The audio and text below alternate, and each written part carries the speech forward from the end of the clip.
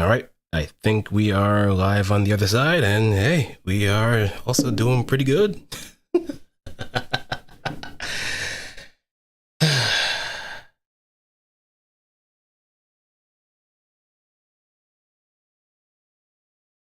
What do you mean you have a question for me, though?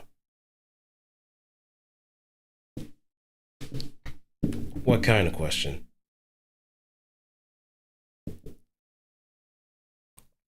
What does it mean to be reborn? Well, if I had to say, in order for something to be reborn, something has to die first, right? Many people go through that, right? Some people just may have that experience a bit subtly, others not so much. Sometimes it might be a tragic event that makes them kill their former selves and become something or other. But it's the fact that what we become in the future that shapes us. What we are willing to become is our present. And the building blocks for reaching that all depends on what one is willing to go through in life, what things they are willing to understand and be unafraid to shed aside as well. A reptile shed its skin, knowing that it needs to survive in order to stay cool.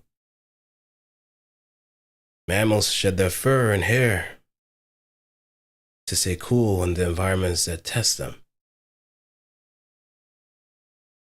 What are we willing to shed in this day and age, where life will constantly throw us in the heat? Like every other actor, we always have to shed our normal lives, our daily lives, in order to be someone else. To become the ideal vision of what a director wants us to be, what character they want us to be. But if we actually found some way in order to be ourselves in different ways, different masks to wear, and what does it mean? Well, I'm pretty sure you have answers. And I'm pretty sure those answers might lead to more questions as well.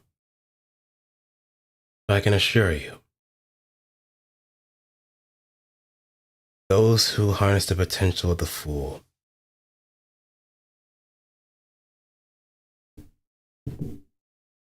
can be anything they want to be.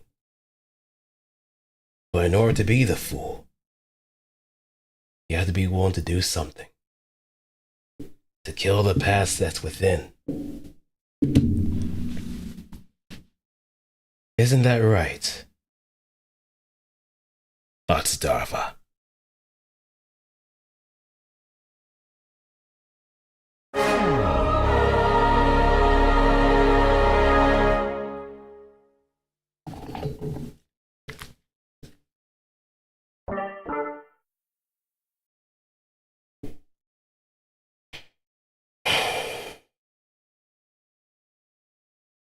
That's truly something I've been thinking of a lot.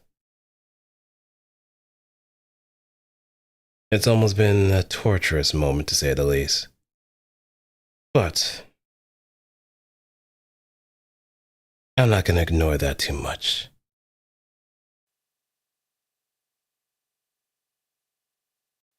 Want to know why? Because with everything, it requires a bit of flair.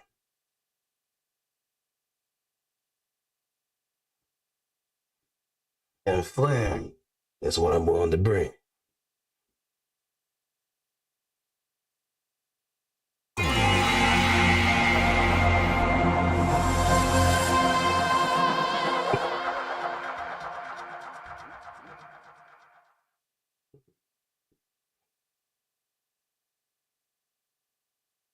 Welcome to the reintroduction.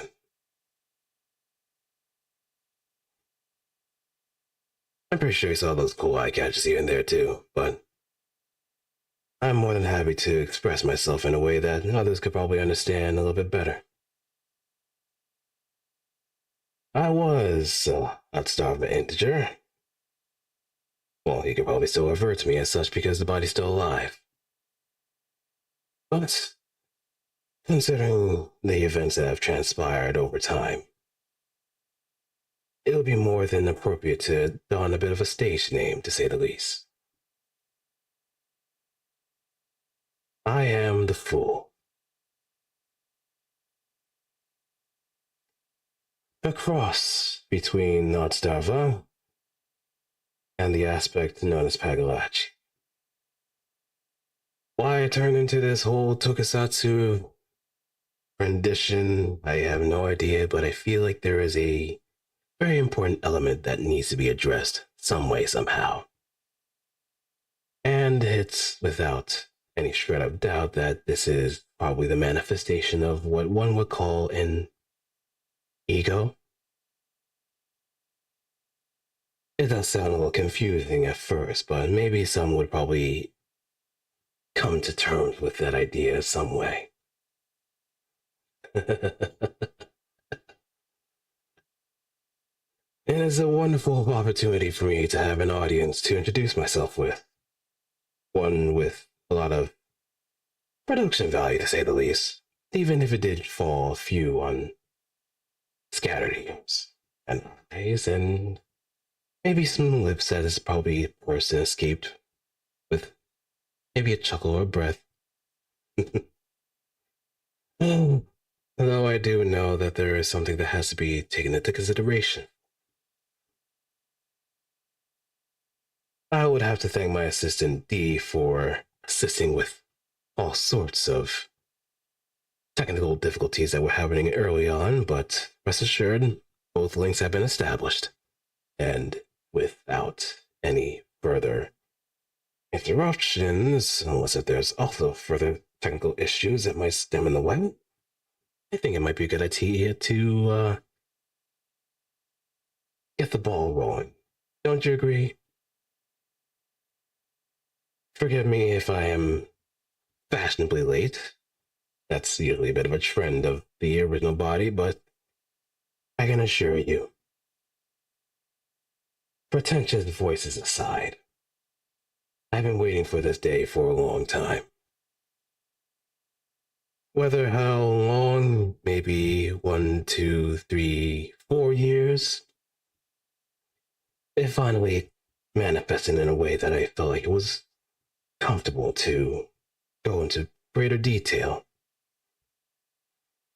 I was usually against the idea of having such a thing like a debut because I felt like it was not really necessary. And over time, I just kind of harnessed whatever I could. Also wrestled with a lot of things as well to be a bit more open with the ideas of introducing myself. To be quite honest, I have let myself linger in the past for a little bit, hoping that those that would probably know me from prior lives would know me in future lives. Naive of me to think that, but that's the reality I came into contact with. And so I worked in silence, worked along the flow, saw exactly what I needed to do, then built that foundation brick by brick. It was a tireless process, the process of a tortured poet, or a struggling artist, or a writer who has practically written himself into blocks so consistently that it may very well be a whole Lego set. But the more that I came into contact with such great people, such wonderful people that have shown me ways, and also dealing with some insecurities of my own too, I have finally seen the light.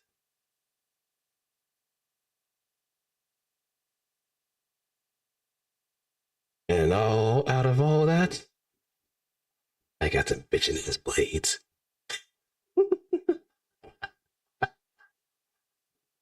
Heck yeah, that is some good stuff, I can tell you that. But it goes without saying. It goes without saying. I've been waiting for this moment for quite some time. And it's about time that I give you a proper rollout of what's on the itinerary, the performances that might be in mind, and the things that were pretty much on the cutting room floor that have been scrapped or have been done so. So, if you'll excuse me, I shall take you to where I need to be in order to showcase all that. Isn't that right? Let me adjust a few things here. Audio team, you're doing a wonderful job. There may be a bit of interference here and there, but that's something we have to come to terms with. Costume department, you've been doing pretty well too.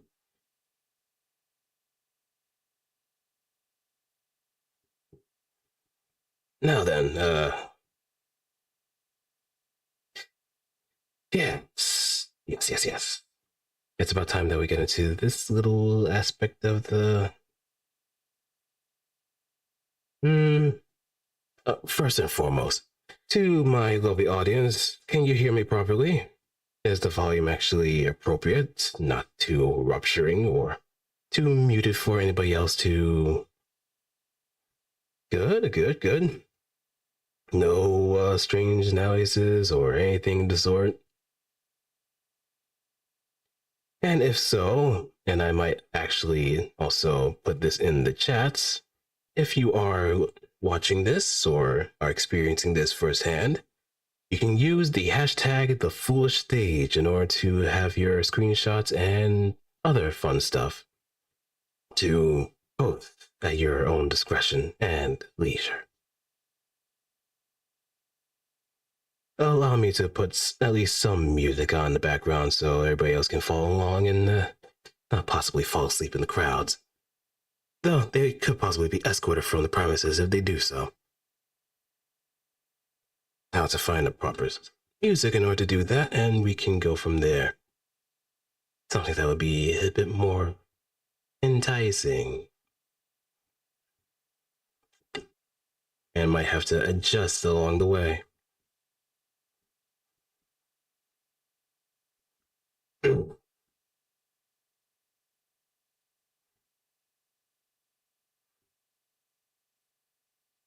Just give me a sec. It's we are kind of flying by this impromptuly, so we're just embracing the live action of coming up with things on the fly, you know?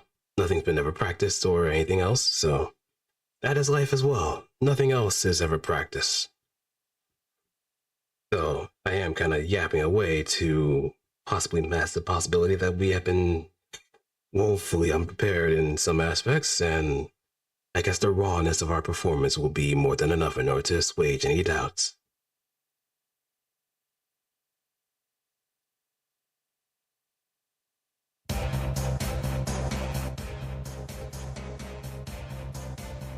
There we go.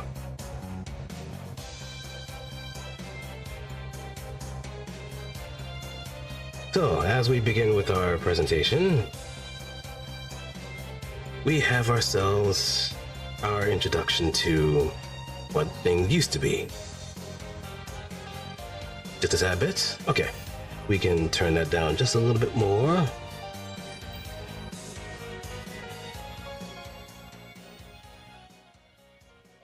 How about now? A nice balance?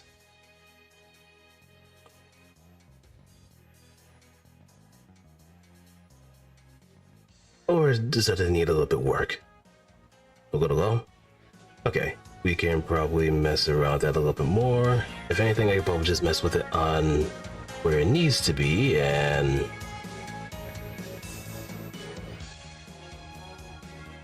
alright. I I think we should be good now. Hopefully. Possibly. Maybe. I hope.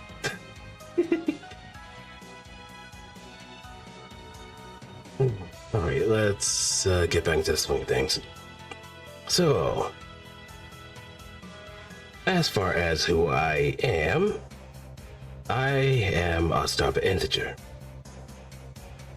But currently I am Joker. No, or rather the form that I am is Joker. But my stage name is Otsdarva the Fool, so there may be some changes as far as identification is concerned, but rest assured it is the same person with a little bit more pizzazz. You can't probably see my hands, but I'm just doing a little bit of sparkle fingers or whatever kind of satisfies the masses. But I am what I am referred to as an alter ego. Those that might be familiar with a certain kind of moon and key symbol would probably be more akin to the delineation of what this is. But to those that might not know, consider the manifestation of one's mental fortitude and integrity. Those that usually fail at that usually become something either monstrous or unstable to a degree. This is a very special case because I am also a merged portion of another existence. The aspect that takes control of my body is in this particular form pretty much acts as a stand-in.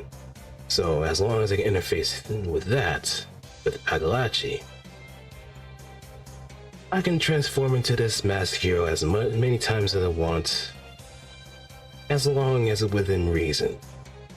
I do have a bit of a cooldown, so I can't exactly abuse it too much. But Otsdarva, it was mostly known as an artificial human, artificially created in test tubes in order to be a soldier to fight on the front lines. But now times have changed since then. But his actual age, his supposed age around the time of his first foray was 25. His actual age is currently 30, if we're going by human standards. You know, he kind of ages in a bit of dog years, right? Well, I guess if it's dog years, it might be a bit lower on the number scale, but who am I to count that? Birthday is on April 6th, which is coming in a couple of days, though that might kind of date things pretty heavily considering once this is actually going to be up on both YouTube and on Twitch, that will probably go by pretty fast. His occupation is a handyman, or a fixer, so to speak.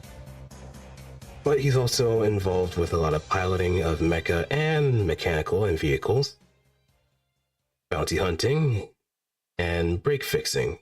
So he does a lot of fun stuff.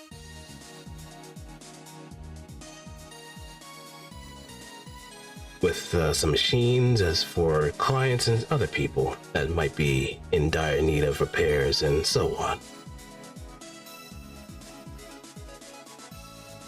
His height is 5'11", so he's kinda tall.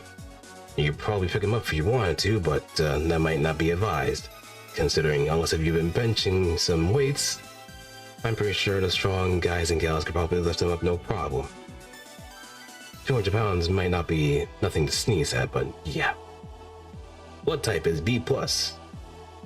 Some people maybe over in the eastern regions and other parts of the world, of the frontier, so to speak, might be a bit more open to the idea of knowing someone's blood type.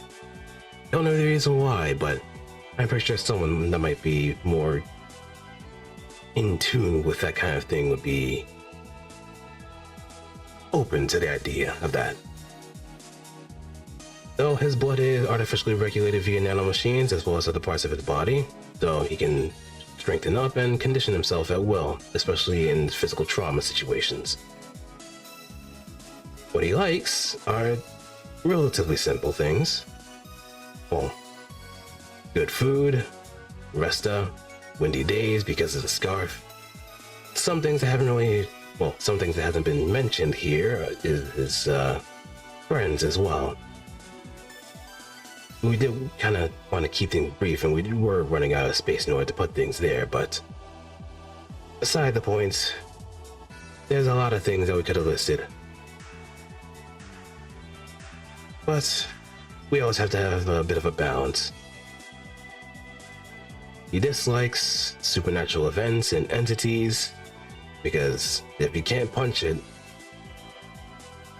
what can you do?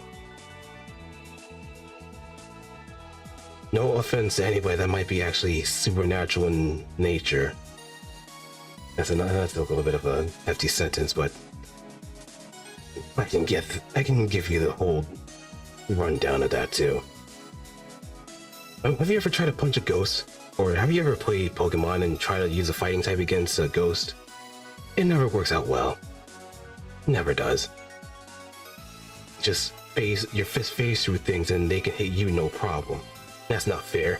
I don't have transient curses or anything to soar in order to like tip the scales. But I guess that's why this form also exists as well, in order to deal with these larger than life situations as well. Rest assured, I will put hands on anything that will try to just possess me. Also dislikes long periods of silence. Silence is golden, but too much of it is gonna be a conductive live wire. And believe you me, I do not want to have anything where there's a long period of silence and something just sneaks up on you. Just jump scare. And complicated situations. I like to prefer things nice and easy. Just keeping things from being a little too hectic, like political situations and so on. God forbid I'm actually thrown into a civil war or anything else that might involve making a very, very dangerous choice, but some choices have to be made. And some fists have to be flying too. But as you can see, right beside this wonderful, massive man in armor, you see the original body here. You won't see underneath that armor, but there is a hole in his chest. There's a very gaping hole in his chest after being shot. If you haven't seen Shine, then you probably wouldn't understand what I'm talking about, but... Or if you haven't been really paying much attention to any of the other war stuff too, you might feel like a fish out of water. But I can catch you up to speed. Man gets shot in the chest. Dies. Experiences multiple instances of death and rebirth. Contemplates a lot of things. Starts going crazy because of some things that have been happening in different parts of the universe and dimensions. Next thing you know, some weird lady from out of nowhere is trying to like warp him into this strange amalgamation of creature, whatever it is. We said no. Well, Takarachi said no. He intervened. And this, that, and the other happened. I came back from the dead. I got this sweet ass armor, and I am feeling like $1,000,000. The only reason I can actually maintain this form is because, well, I guess I'm kind of close to a dimensional gate that allows me to facilitate that thing too. But I can say without a shred of a doubt that if I'm anywhere away from a dimensional gate, I would more than likely be having to spend my entire 7 minutes trying to fix a solution before time runs out. And it's back to me with the usual outfit that you see right next to me. What he usually carries are these weapons here. So, this anti-material rifle here with both the white and black variation is the Orthrus, named after a wolf, I believe. It's a charged anti-material rifle, mostly bolt action. So, the version you see here is the standard version.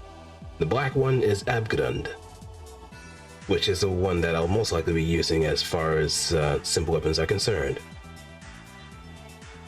it'll go into a very important gimmick next slide. I also have my USP 01M light action pistol with a muzzle. Very stylish, but style doesn't mean it has to be tactically disadvantageous. Sometimes you have to have the most simple things in order to make something work. Having engravings does not yield any technical advantage whatsoever. I've heard that from a very celebrated agent or soldier or operative of some sorts. Some boss here and there. And my mecha, or my karakuri, the DFA's 000F Palisade. Outfitted with a javelin stake launcher, a hyperplasma stake and plasma cutter, a heat horn on the head, which is on the back of the head. If you see that yellow and black portion protruding from the top, on top of the sensor unit. And comes with a modular frame, a modular support frame that allows for different armor parts to be attached, as well as different body parts to be attached to, and calibrated with such great proficiency. This is also known as a rapissage unit, or a scrapworks unit. So being able to change things on the fly is very helpful in combat, as long as the weight can be supported. And in the pack, in these little packs that we have here, are pocket dimension utility packs. So it may seem like small packs here and there, but they are bottomless wells of potential. So I can store all these weapons as much as I want, and then some. But if you're curious on these particular arts, I have the artist credited here. Danielle is responsible for the design of Palisade, as well as zealous art for the weapons. So the USP-1 is just something I've managed to pull from somewhere else.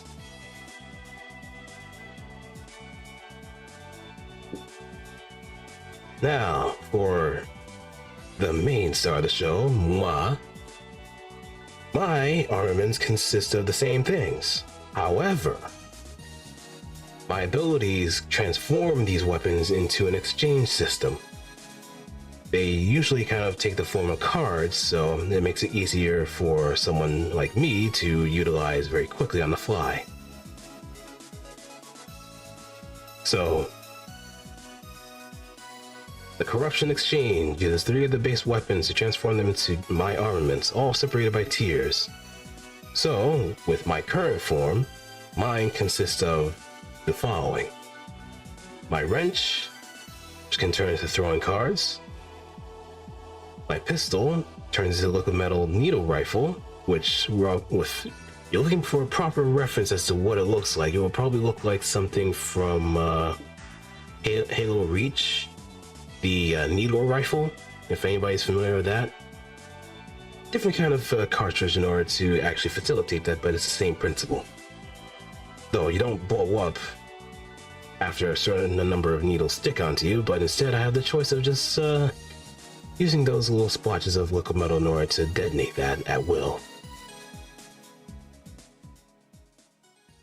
Oh, I almost forgot the names too. The throwing cards are Diamondback. Kinda makes sense. Tier 1. Tier 2, the liquid metal needle rifle. I'm probably going to shorten the name somehow. The LMNR. That's Cottonmouth. And Orthus will be turned into a whip sword, Python, for Tier 3. And in similar tokusatsu fashion, once all those weapons or cards have been combined, there's the all exchange system, where it turns to a very powerful weapon or armor at my disposal. So, what you're seeing right now on me is Black Mamba, my most powerful form at the moment. So I can pretty much be invincible for a short amount of time. Anything you try to do would mostly just lead to me just being turned into a liquid metal puddle that I can just come back from no matter how many times you try. But if you see right next to me, you see the base armor. This is what I look like without Black Mamba. I do have some built-in weapons like the arm blades right here, like so.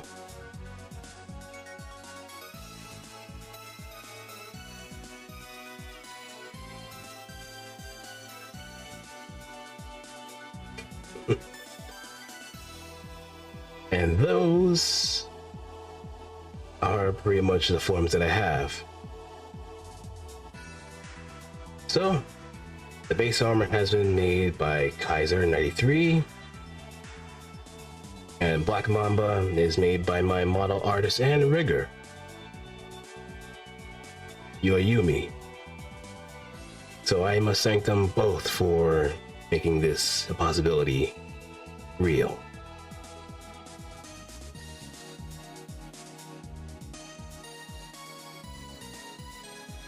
And then we move on. Now this is the fun stuff of something that kind of built over years and years.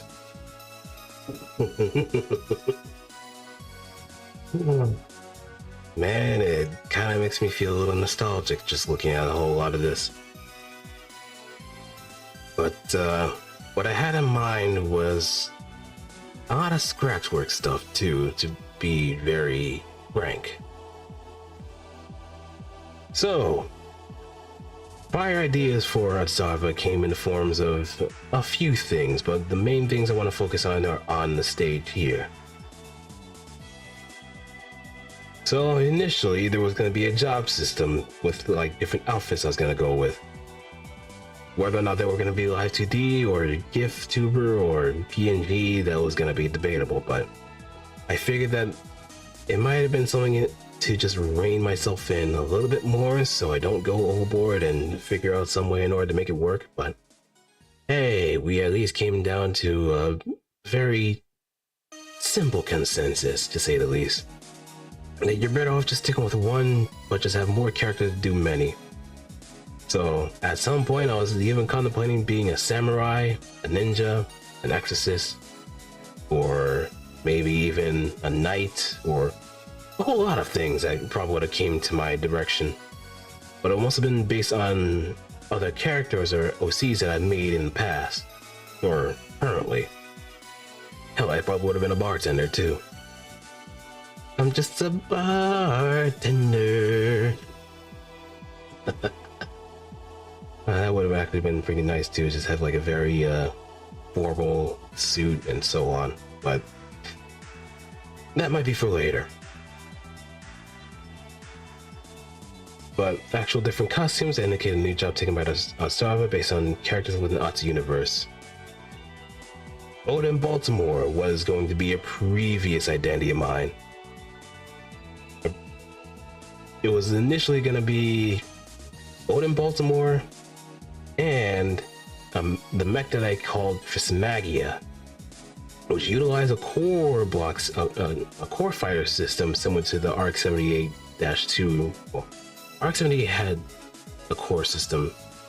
RX-78-2 had the core block, if I'm gonna be nerding out like a Gundam fan.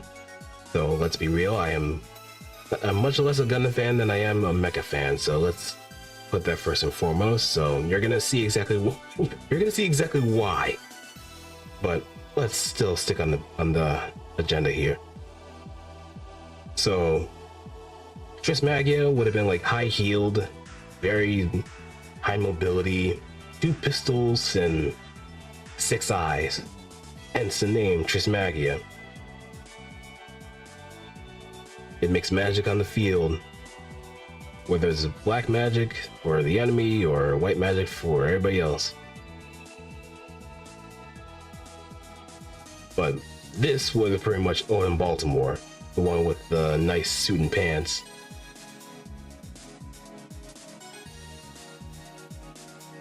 But that kind of changed after a while, after just going back to the drawing board and seeing what else I could come up with. I initially had one artist that I had in mind in order to do the design, since I had only a pick crude. I wish I actually put it up here, but you probably saw it during the number videos. It was number 1. But I did have an artist before to do a design. Things kind of fell through after a while, and after a while I decided to just find another artist that would probably do the design, and lo and behold, I went to Frog Fire Soul. And they did the design and made the base design for me, so that kind of worked out pretty well as far as the base design was concerned. And then I decided to add on to it later on with the 1.5. So that was a fun little foray there too. Now, what I had was also an idea that was going to be associated with what I like to call the guidance direction, or the guidance story path. The current path that I'm on is considered mayhem, because it's supposed to be rebelling against Universal Will Association's meddling. So, during that time, I was considering something similar to the Mega Man Battle Network series called the Soul Link system, or Cross System as it was later transformed into in Battle Network 6. So, how it kind of worked is similar in execution, where if I was friends with someone for a certain amount of time, and we actually had a bit of a bond together, I would actually take their form, or at least have something that mirrors their form to a degree. So, for example, if I can use someone from the audience, Icy Lotus. We've been friends for a good amount of time, so the armor would then shape itself to design similar to how she looks. I might even also have her weapons as well, and some abilities that might not be comparable to her, but still have access to them anyway. So that's pretty much the same kind of concept. So I'll still have the base armor, but there will be elements of the person that I bonded with present onto me. Their weapons, their armors, their outfits, or anything that could possibly be considered like elements that would be added onto me. And I'll be fighting with their power, so to speak. Interesting concept on paper, but we gotta consider the fact that it's gonna be a very costly endeavor too. But it would have been more concept stuff if anything. So, a concept that existed with an alternate story route, Guidance, but if used armor variants of VTubers Otsdarva had connection to, would also remain proof of concept due to how numerous that could be. So yeah, it would have been a lot. It would have been a lot.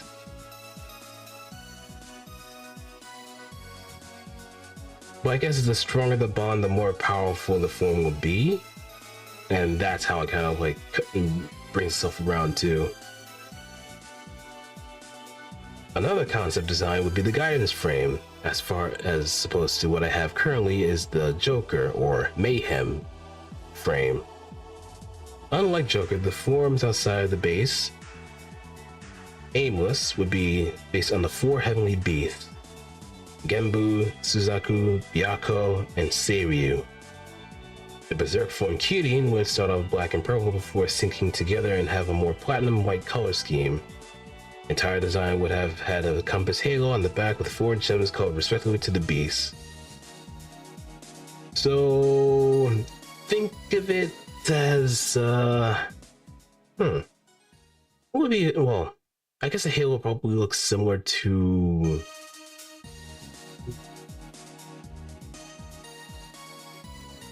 I think there is like a character that I have in mind.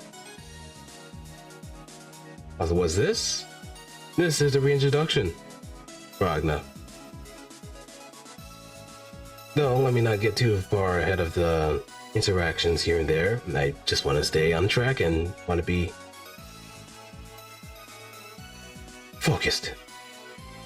I'm still calling you Chief. Yes, it's still your Chief, just in a suit of armor, and possibly not a metal slime. Yeah, yeah. I'm still your Chief. I'm still Chief. I'm still boss. I'm still Atsu. I'm still Ots. It's just a different armor that is a manifestation of one's ego. Yes, I did have a run-in with a certain woman in order to kind of have that happen, but that crisis was averted. But yes, the guidance form was definitely going to be a little bit more showy as far as like designs would be concerned, but also a bit of a heavenly side too, considering the beasts in nature. And if I would actually break down what each form would probably look like, let me adjust a little bit. If I had to like break down what each form would look like, so Genbu would have pretty much a defense matrix as well as rear-mounted cannons. Suzaku, or the Phoenix, would have whip swords as well as attack bits. Byakko would have superheated claws, and maybe even fangs too. And those claws could be sent out like rocket punches as well. Seiryu had a very gnarly sword. And Kirin would be a whole horned spear. Or a lance. So I have thought about these things for a while. I have thought about it at such great lengths that I'm even surprised I haven't really just jumped the gun and just went straight to the guidance frame in the first place. But I think the base design would have resembled something similar to a mix of maybe either Stargazer, but there was like a particular third-party Stargazer that had like 4 crystal bits on its back. So it'll be something similar to that. But also Acid Ace from Mega Man Star Force 3, which I'm actually gonna be looking forward to playing those games again.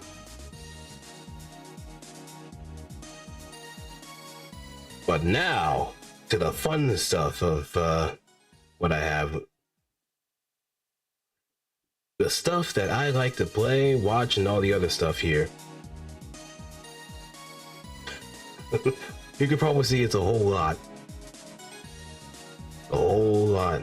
So as far as games are concerned, Wuthering Waves I haven't really been playing much of. Mecha Break has been kind of like on and off. Well, I've been playing a bit more often considering that I've been kind of rotating like back and forth every week. So I kind of play a bit here and there too on Fridays. Daemon X Machina Titanic Scion, still bumping the music even to this very day. Metallic Child is a very fun, well, I can't say isometric, but it's more like a top-down beat 'em up that I'm surprised more people haven't really caught on to, but I urge people to give it a try at least. It's fun. It's a very fun game. I am not paid by the developers of the game, but I would much rather make certain that many more people play this game. It's a decent challenge. Chaos Zero Nightmare. That's a recent game I've been kind of getting into too. I like how everything plays, as well the character designs as well. My favorite one should be no surprise that is Mei Lin. The Kung Fu character, of course. Yes, Star Wars, Shaolin. Yeah, Star Wars, Shaolin. Project Crossroads, Super Robot Tyson, Oshisaka Endless Frontier, Xiaomu. I think you can see where I'm going with this, right?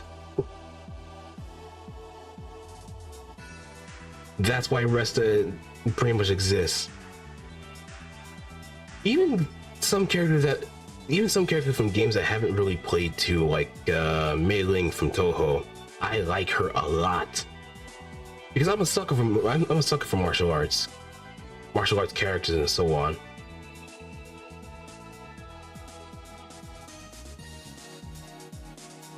So yeah, I do have a bit of a type. The type that could kick my ass. But now it's definitely in a higher category though. Moving on. Limbus Company. Pretty much my main squeeze for the most part. I do have some other games here and there too, like Nikkei and some other stuff, but I have been a little bit on the back burner for those, unless it looked like a raid for a friend of mine to like hop into. So there's that, but I may at some point do a very concentrated effort of catching up to the story, since the story mode difficulty exists. So we may actually do a super story catch up maybe next month or so. So we are not only kind of falling behind, we can catch up, but also get to the stories that my friends been wanting me to try out too, for a certain character. Library of Ruina. I could also add in the Bottom Corporation now, because hey, I've suffered enough, but the suffering has made me stronger. I have not cracked, even though the Tiferet suppression has cost me a lot more, but I'm surprised it didn't go day one after the fact too. So yeah, I'm very in love with the Project Moon games, to say the least. If it weren't for Almina, I probably wouldn't have been ever come across that at any point in time. But I'm pretty sure at some point that would have been inevitable. It's like a canon event for me too. Because once I heard that music, god damn, that's been like something that, like, the battle music mostly.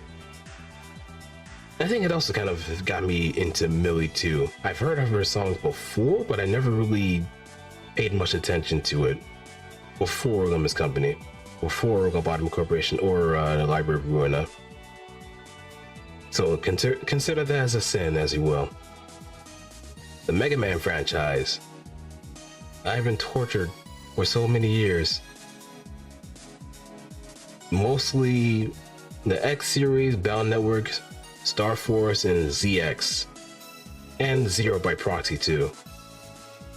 I haven't really played the classic Mega Man games, so I don't know. It's just something that didn't really hook me initially too. Like, the only classic Mega Man games I've tried were Mega Man and Base, Mega Man 7, and Mega Man 8. Anything before that, no. Anything before that, that's a negatory. Ninja Gaiden. Ever since my whole Dragon Road stream series, I never thought I'd actually have this much fun playing the Ninja Gaiden games, no matter how many times it kicked my ass. But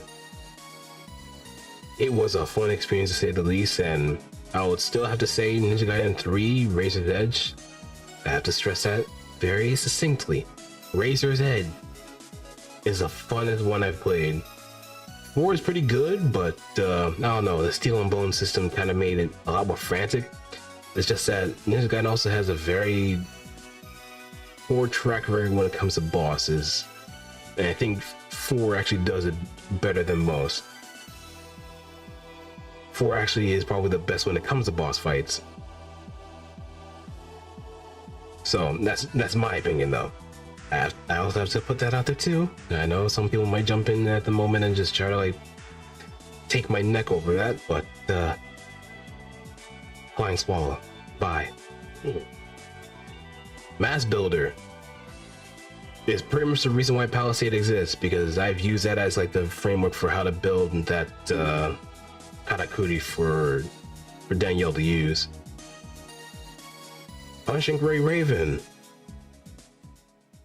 Another Kuro Games game that I haven't really been playing much of as of recently, but I've been seeing some fun stuff going on around about it. I think the fact that I missed out on the Devil May Cry collab kind of took the wind out of my sails for sure, because I had a business trip that I couldn't really log in for. And I know what you're saying, I can feel it, but you can play it on your phone. I don't like to play games on my phone, especially very intensive games that would probably make my phone feel like a friggin' hot plate. So I would much rather not. At least with Nikkei, Uma Musume, and Limbus Company, those are like lightweight. Those are light work in comparison to PGR Wuthering Waves. Starward, a much recent acquisition of mine, considering that I have played the Gundam Extreme Versus games in the past, starting from Full Boost, and I did kind of work my way through GVS and Max Boost On, and I even played a little bit of EXVS 2.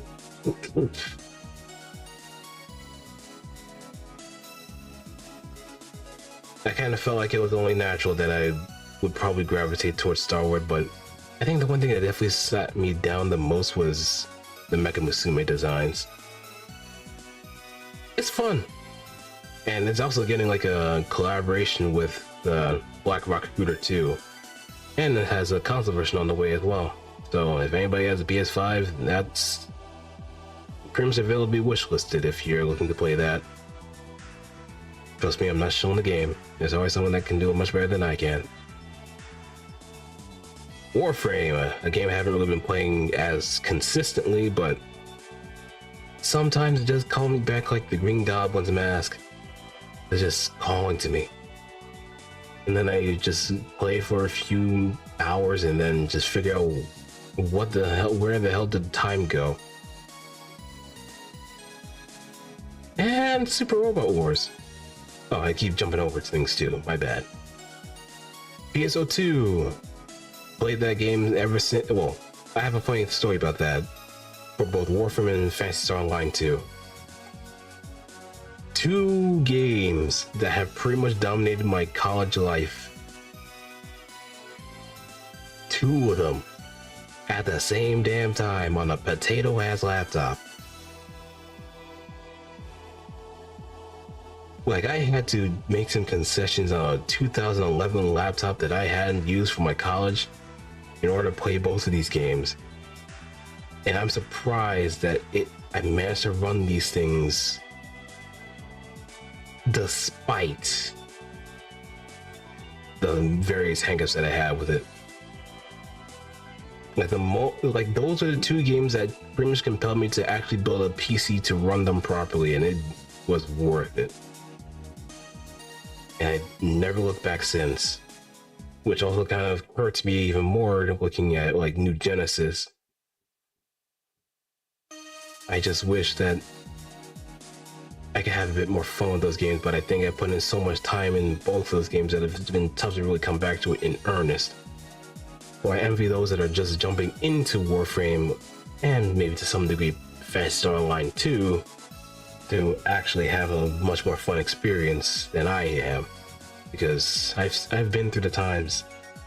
I've been through the times where Warframe actually had wall running instead of wall jumping. I've been through the times where there were legendary cores. Does anybody else remember legendary cores? Anybody?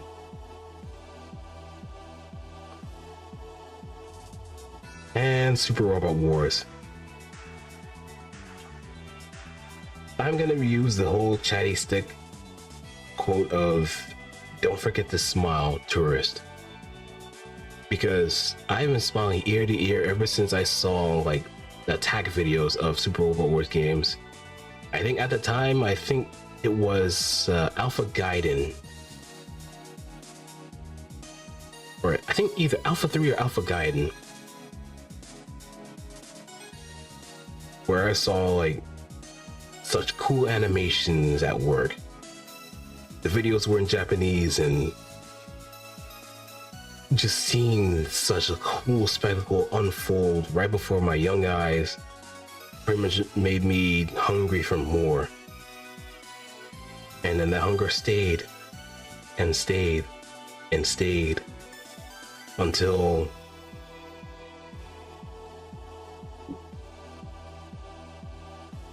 something resembling Super Robot Wars games came around, mostly for the DS.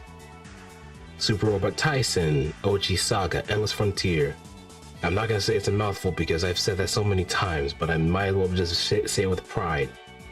I had a lot of fun with those games, even though I didn't play it on the DS. I was broke, so I had to find another way. But once I did actually get my hands on the game, I maybe want more. Maybe I want more Super Robot Wars. Seeing Maso Kishin and second OGs and even OGs and OG Gaiden. I wanted more, and I wanted to see and get my hands on those games, but I never really made the extra step to actually learn Japanese in order to understand those games. So if I actually did import them, I would have had a much better time in just reveling in it instead of having to wait for a translation patch. So there's that. Now for the anime category. This is what I mean when I say I'm more of a mecha fan than I am a Gundam fan. And I do have some stuff kind of sprinkled in there too in order to kind of separate things here and there. So, starting from the top, Gun Sword, my favorite revenge story. Truly, hands down, my favorite revenge story. Just watch it for yourself, you'll see what I mean. Gao Gai Gar. Peak. So I should actually do my homework and actually go back to the previous Brave series and just watch a bunch of those there too. I think it's been some time since I last spaced it out, so I think it'd be a more appropriate time than any for me to just really jump into like stuff like X Kaiser and onward. But oddly enough, I think Gao Gai Gar was not my first foray into the Brave series. If anything, it was Ghost Hour. Yeah, it was Ghost Hour because someone was kind of streaming it back when Justin TV was still a thing. Someone did actual anime streaming days or nights and so on. And I actually came across something like that too. And that was like my very first introduction to Brave, but I didn't know what it was until like someone actually mentioned it. So fast forward several years later, I have been watching Gao Gai Gar and all its epileptic glory, and here we are. It is pretty much encoded into my entire life. Because those without victory, but those without courage, no. Victory goes to those with courage. You gotta be courageous, gotta be strong, gotta be brave. Hade and Gu, and Busarenkin, and Kitty Grade. Those three are mostly, and even Slayers too. Those four are primarily because of, at the time I did have Funimation TV. Funimation TV pretty much introduced me to a whole lot of anime. Even Kenichi too. There was like a weird ass lineup now that I think about it. Then again, they also had like their rerun periods too, where it just made things a little stagnant. But it was actually fun watching stuff on Funimation television. It's a shame that it kind of went down the way it did.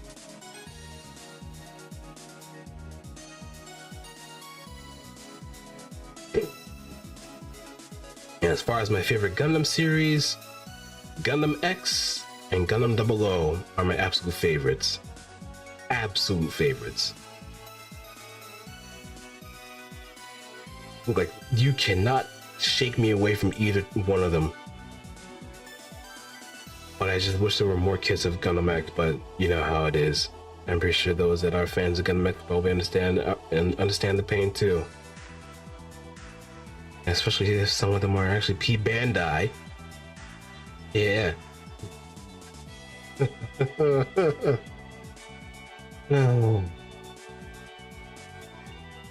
Man, we have Armor Trooper Votoms. I have the complete box set of that.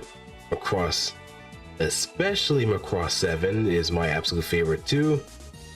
I do like Macross Plus, but Macross 7 holds a very special place in my heart for a lot of reasons. Because it also kind of broke me out of a bit of a dark funk too. It brought me out of a very dark mental state. All it took was just hearing this man sing episode after episode, just having to listen to his song, and you just start singing along with it too. And I even have the model kit for his Fire Valkyrie, for Neki Basara's Fire Valkyrie. Symphogear, oh yeah. Yeah. You should do yourself a favor and actually do watch Symphogear from start to finish. No, this is not a suggestion, this is a request. This is an order, if anything. Watch Symphogear. You will not regret it. Also, Kirka's my favorite too. Yes. From Mighty High School, I know when that day comes, I'm gonna get hit with that particular birthday message too. Happy birthday, scumbag. Now, a recent one that I've actually been a fan of is, or not really a fan of, but absolutely adore, is Kenomichi Rise Up. Follows the story of a wrestler who is pretty much a furry. He just gets sent to another world after a wrestling match and kind of goes through the motions of wrestling his way out of certain problems here and there, but also getting the attention of a very was he a lonely furry housewife, but something about the line to that. I may have to just retread around and just rewatch the show again. Trigun, mostly the 1998 version of it, since that's the one I've watched in completion, and I've watched Stargate. I've watched the most recent Trigun. It's all right. So I feel like that's more like towards like the manga, if anything. So I may have to like read that up too. But Gungrave, on the other hand, I basically got my start from the anime first. Well, I mostly watch like Let's Play videos here and there, so I can't really count that as experiencing it myself. But I have, however, played Overdose, and it felt like I had to really do my homework this time around and see what happened beforehand. Hey, UV, welcome. Thanks for stopping on by, and hope you had a wonderful time, and thank you for your compliments. Your roses shall be put on the stage as well. But if you got some place to be, then by all means. No, I haven't done Total Overdose yet. I'm probably just gonna be waiting for the new version to come around before doing anything. But I'll just keep going. But yeah, Gungrave, I felt like that's the one I had to do a bit of homework after playing Overdose, so at some point I will just play the regular PS2, the first PS2 game, then replay Overdose in its entirety, because I've only done Graves route. I haven't done Rockabilly Red Cadillac's route or was it Bujin? I forgot his name. Yeah, I haven't touched Gore yet, but I'll get to that eventually. But as far as I was concerned, I'll make an effort in order to like go through all the games here and there. Lastly, there is SPT Lasner. I wish I could actually get the model kit for that, but that's also a pain in the ass too. But I digress. Music. Kencho Kamar. That's been in my rotation even before the beef. There's a funny story about that too, but that's gonna take a bit of time. Alright. Thanks for stopping by, UV. And thanks again. Eclipse, System of a Down, pretty much grew up with that. Cassiopeia, Soul and Pimp Sessions, Kamasi Washington, so you can probably see there's a lot of jazz being thrown into the mix. A lot of fusion jazz, no less. Wu-Tang Clan, MF Doom, Jid, Quasimodo as well, which is I think it's just an alter ego of Madeline. Dissolve, Frankie Knuckles, Kerry Chandler, Louis Vega, Fat John. So a lot of house, jazz, hip hop, and so on. I just only I mostly put like a fraction of like what I listen to too.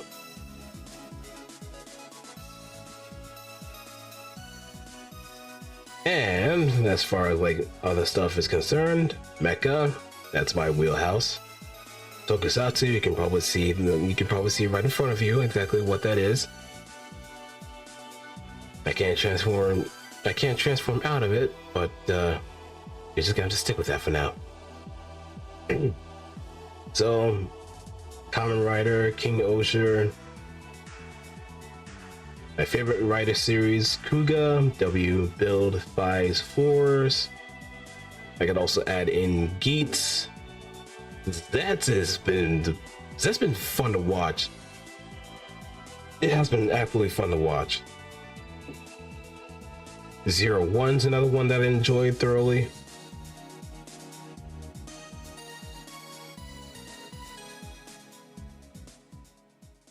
So if you're looking for someone that's into like some tokusatsu stuff, mostly Kamen Rider, I'm your guy. But I do have to kind of check out Space Sheriff Gavin Infinity. I gotta see what those are like, and maybe there might be some other stuff that might be some recommendations. So if you do have any tokusatsu recommendations of stuff that would be ideal to watch, all years, I'm open for it. The Boondocks season 1 through 3, 4 does not exist. You heard that right, 4 does not exist. The Wire, the greatest show on earth, the greatest show on television. Rush Hour 1 and 2. I rewatched Rush Hour, mostly 2, like numerous times. Numerous times when I was younger. Like, even during like snowstorms, I just ended up watching or rewatching Rush Hour 2 a lot. That's so much fun. Kagurabachi, have been kind of waiting for like the chapters to kind of stack up so I can catch up a little bit more. Chainsaw Man, I'm gonna have to read up the endings to see what's been going on with that, because I have not. But I have seen words. I have seen things about Chainsaw Man's ending. Then we got Shaolin Soccer and Kung Fu Hustle. Two of my absolute favorite movies by Stephen Chow. So I always say that I would want to watch more of his stuff too, but I gotta actually get across to finding some of his stuff in further research. As far as hobbies are concerned, I mostly do voice acting. Mostly do it as practice. Need to do more auditions going forward so I can make it big, make a big step in participating in all sorts of projects. So I do offer my voice for a lot of things here and there. But I usually do like smaller projects just to like give it more practice and also have a bit of a portfolio too. But my start has been a little bit on the interesting side. Because initially, and I'm pretty sure everybody else has heard this story ad nauseum ever since I even started VTubing. But I initially started out as an NSFW voice actor. I started off this way.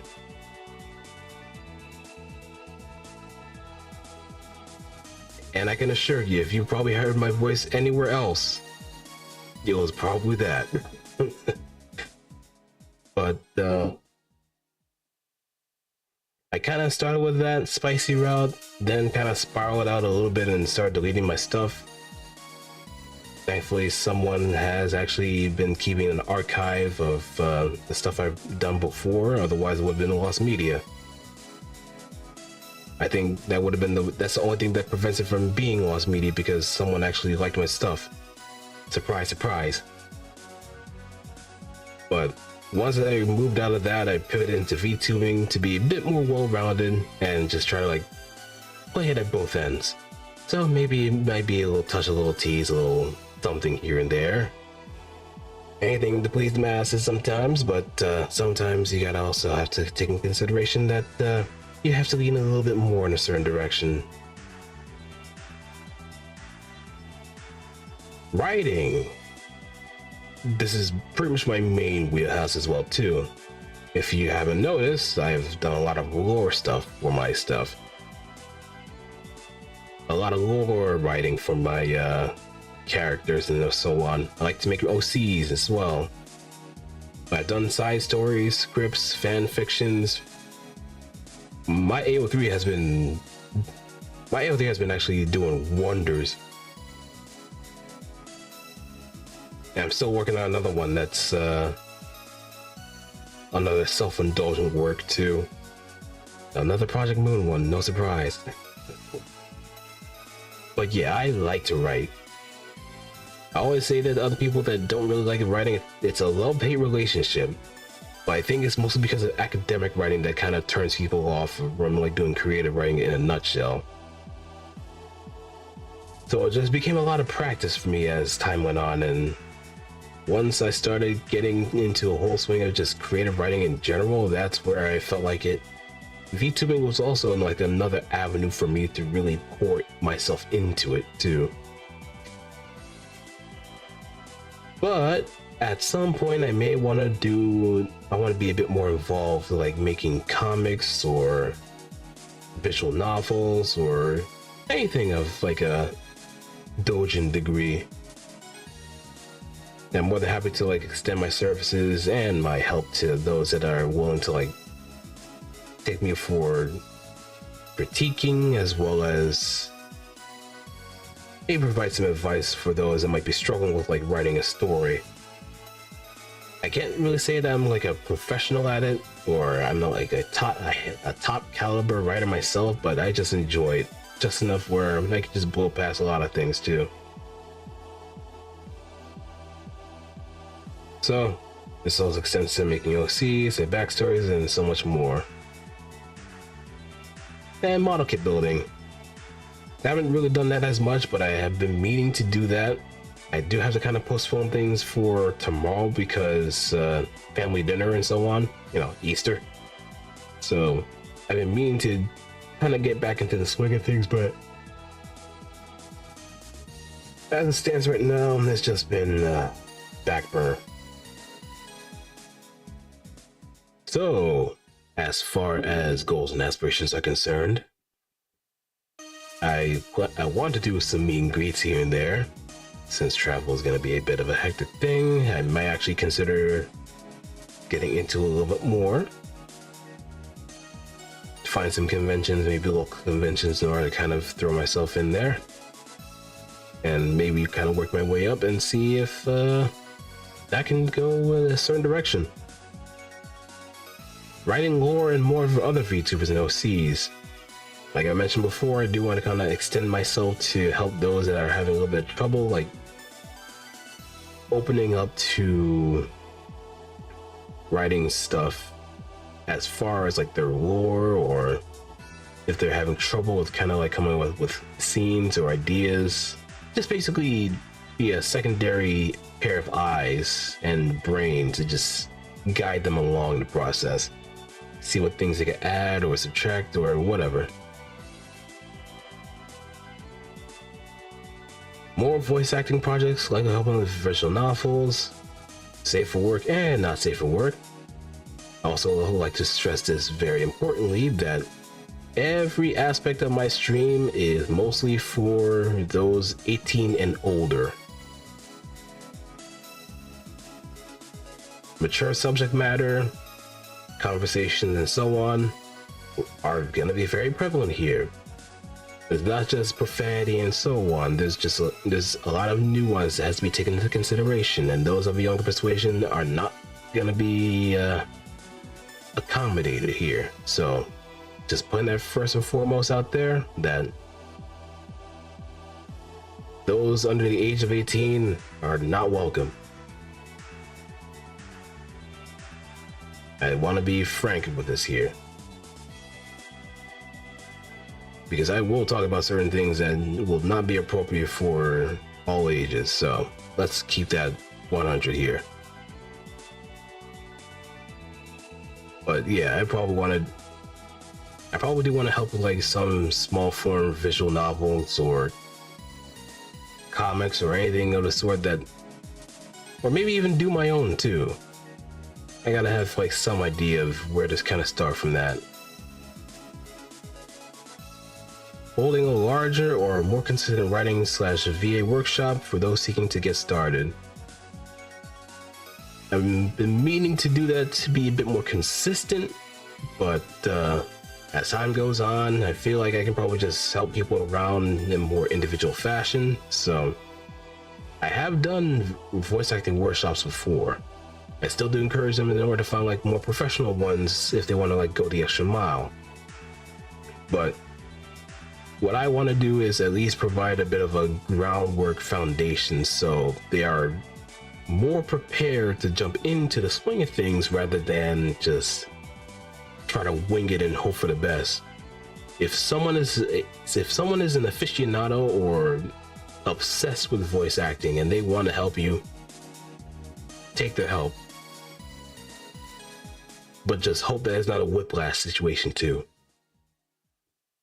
Leading a creator group. And that's gonna be a bit of a soft thing there. Mostly have like maybe 1 or 2 people to like kind of work together with. But that's something I feel like I need to like iron out just a little bit further before going to the big leagues. But as it stands right now, this is going to be a bit of a back burner project. And lastly, spreading the power and need of having original stories for VTubers. Because it is a very sad thing that you can have all the personality in the world, but the moment that you decide to graduate, there is nothing much else for someone to kind of latch onto. And it becomes a very interesting void to fill. There's like nothing for someone to kind of cope with. So, needless to say, you're gonna have to have something in order to fill that gap. And having an original story, or even have a story that is a bit open-ended for those to take the interpretations and make like fan fictions or anything of the sort to really go further with, would be helpful. But a lot of VTubers don't really see it that way. There's like a few people that I do know that actually do kind of keep up lore and have a whole working universe even when they do stream. I know Forcible Maid is a very recent example, ever since he made his male model, actually. And it makes me smile from ear to ear knowing that there is someone of a higher caliber that is actually keeping the fire alive one way or another, and just making certain that having lore is a very helpful substance that fills the cracks of a streaming personality. That's the major thing that a lot of VTubers kind of underestimate and have a huge advantage over real life streamers. Like, you could probably say a real life streamer could probably have a bit of a kayfabe or something similar to like a wrestling personality, but that doesn't work that way because you're still kind of constrained into this whole idea of you have to look like, you have to kind of maintain that image of what you actually look like. As a VTuber, the sky's the limit as far as what you can really portray yourself as and what you're willing to like put some guardrails on too. So more people, more VTubers definitely need to get into the swing of actually putting lore stuff out there. You can tell how passionate I am about these things, right? Yeah. Cool. And as far as future is concerned too, there are at least 5 other forms that are in the pathway of Otsdarva's story. Each of them fall in the name convention of the magical girls from Project Moon universe. Queen of Hatred, King of Greed, Nice or Jack of Despair, and Servant or Disciple of Wrath. The next major form, Ace, will be the next Life 2D model. How many years you're willing to count, I don't know. Aforementioned forms will be gift tubers for affordability's sake, I'm being honest here. But all of them will have a very tokusatsu angle that I'll be leaning in for design, so this form is just the beginning. This is just the beginning. Whether I'm going to be interchanging them with that or not is going to be another interesting question to really think of. But all in all, I'm just giving you pretty much a bit of a roadmap of what to expect. How drastic it's gonna be, you're gonna have to find out. But I already have like a mental image of what each one is gonna look like, including Ace. Including Ace.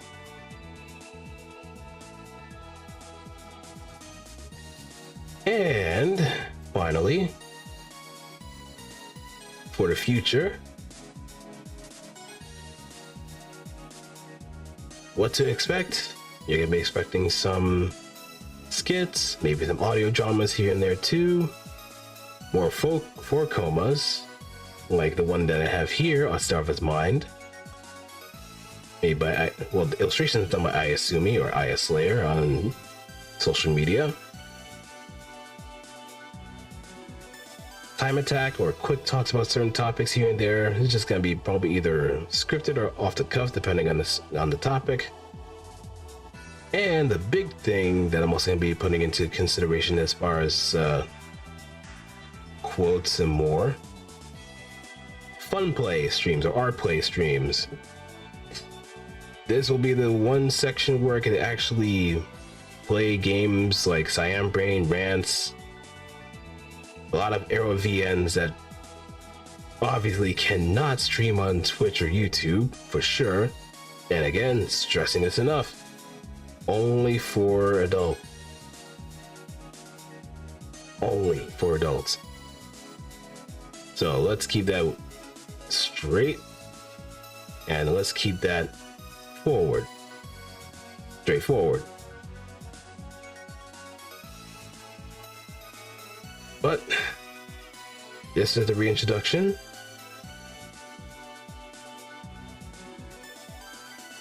And we're going to be making some concessions and making some new changes to the tags. But as far as everybody else is concerned, you are my fixers. You'll be rigging the tides of times. also helping out with the stagehands and so on.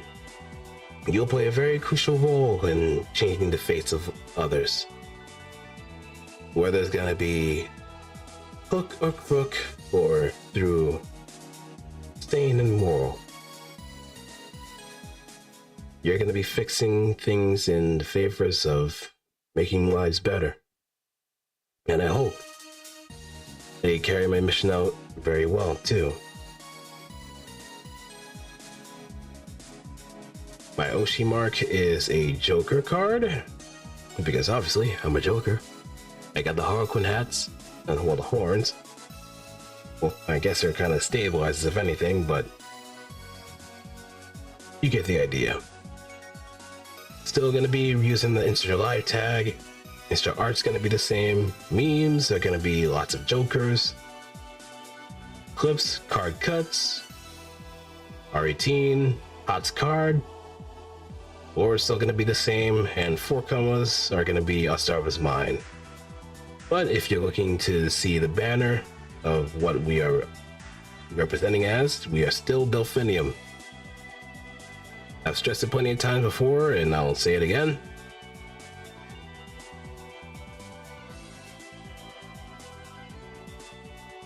No matter what form change happens, this banner will always remain the same.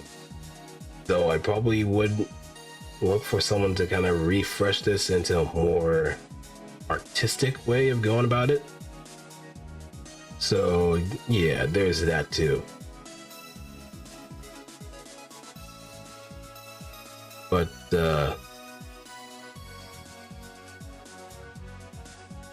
yep, I think we hit the last slide, so I think it's about time for me to wrap things up. And I have to thank everybody that's been sticking around for the long haul too. Hope you had a wonderful time with the stream. But with that, the reintroduction is over.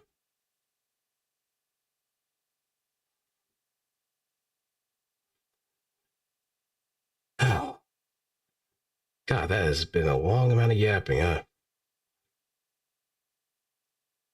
Lots and lots of yapping. I probably do need some water in order to kind of help me wet my woods a little bit. But I digress. Till then, thank everybody for sticking around. Hope you had a wonderful time in watching, working, and all that good stuff. Welcome to the stage. We'll meet again soon enough.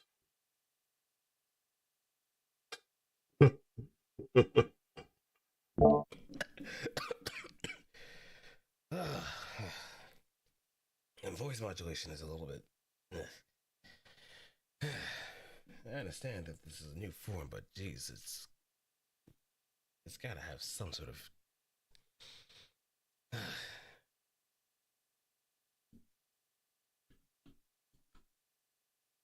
You like this too, right?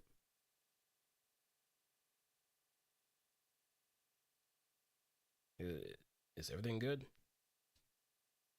I feel as though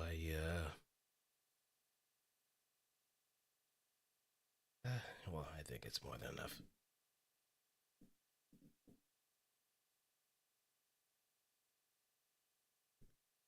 All right, take care, everybody.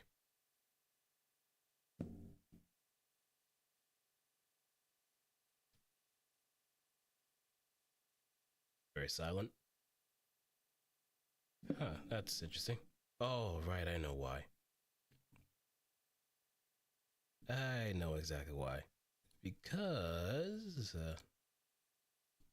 it's the voice modulation. So if we go back to this, then you can probably hear me a bit better.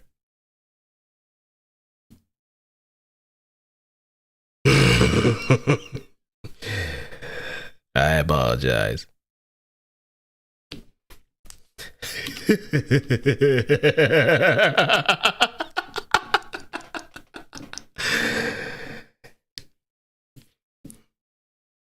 My apologies. But I guess that's one trick of a Joker to pull up his sleeves. Make sure you have your volumes adjusted next time.